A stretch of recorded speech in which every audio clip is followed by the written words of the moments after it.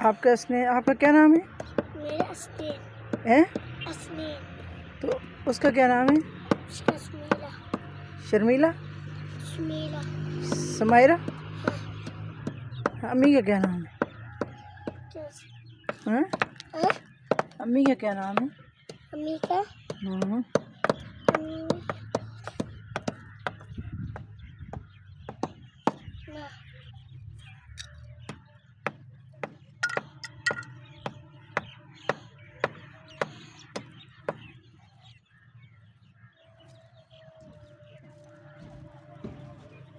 हम बाहर इसको बंद करके चलते हैं।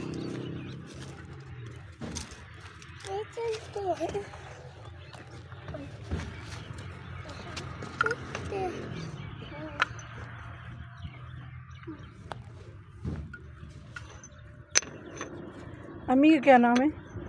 क्या? अबू का क्या नाम है? अबू का पापा। हैं? पापा। पापा? तो अम्मी का? मम्मी का मम्मी का मम्मी नाम है? अच्छा, चटनी बना दी है। अब रोटी किधर है? इधर डालते हैं। रोटी किधर है? रोटी रोटी नहीं है। किसके साथ खाओगे? हैं? आपके जान। किसके साथ खाओगे?